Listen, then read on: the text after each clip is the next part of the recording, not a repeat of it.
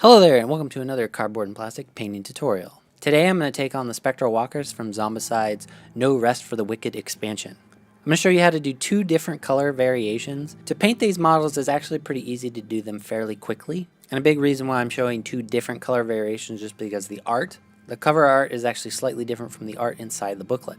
First of all, we'll do the easiest method, which is the cover art. First of all, what you want to do is coat all of these miniatures in a white primer. Then to start with, for all these skin parts, we're going to be using Nurgling Oxide. It's a bluish green paint that will dry and leave a little bit of transparency, but give kind of a ghostly blue color.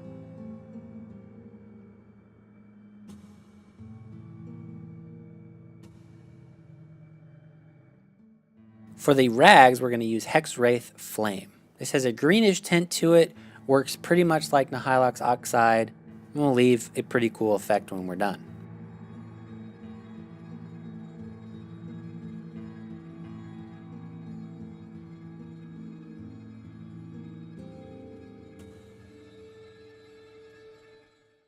Then we're going to do some highlights using Ethereal Gray. I'm going to be using a dry brush technique for this. If you've never heard of dry brushing, basically I'm taking a special brush known as a dry brush, links in the description below if you don't know exactly what that is, dipping it in the Ethereal Gray, and then I'm going to use this paper towel basically to wipe away most of the paint. I'm using my fingers basically just to test how much paint is left on the brush. I don't really want that much. And then we're just going to flick this back and forth across the surface of the miniature.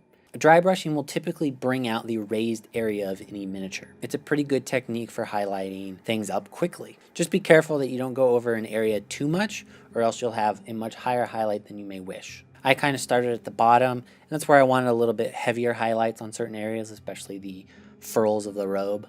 In some areas like the torso, I really just wanted to flick once or twice across.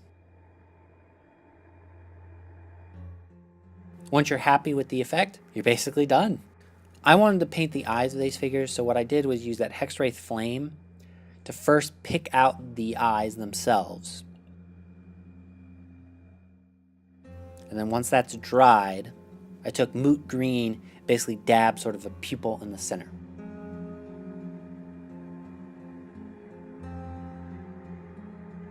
Next, let's go over the slightly more complicated version, but pretty much the same sort of concept, just a different color. So the art inside the book has the skin be a little bit more on the greenish side.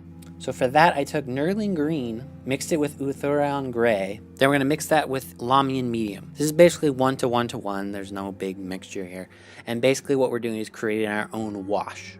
It's a slightly greenish gray tone. And we're going to use that for the skin, painting it exactly the way we painted the other miniature. Of course, for both of these miniatures, if you want the color to stand out more, just do more layers of the wash.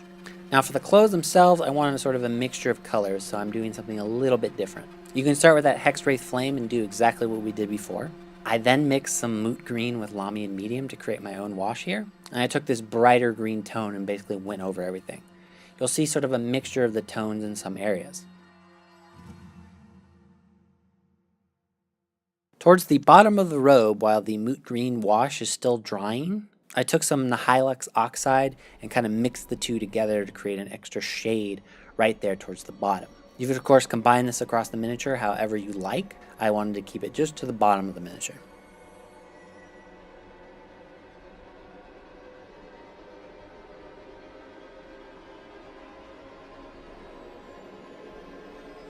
And we'll highlight the figure using the same dry brush technique as before.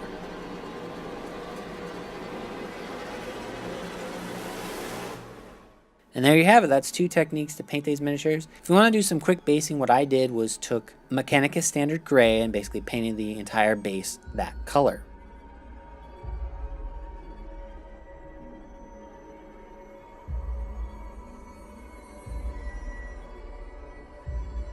Then I watered down some normal white glue. I'm doing these miniatures one at a time, but you see both of them here on the screen. I took Black Battleground from Army Painter and basically just dipped the miniature inside. And that does it for this easy and quick painting tutorial. I hope you enjoyed it. I hope it helped you in any way possible. If it did, leave a comment below, like, subscribe, and tell me what other sort of miniatures you'd like to see me paint. I'll talk to you soon. Bye.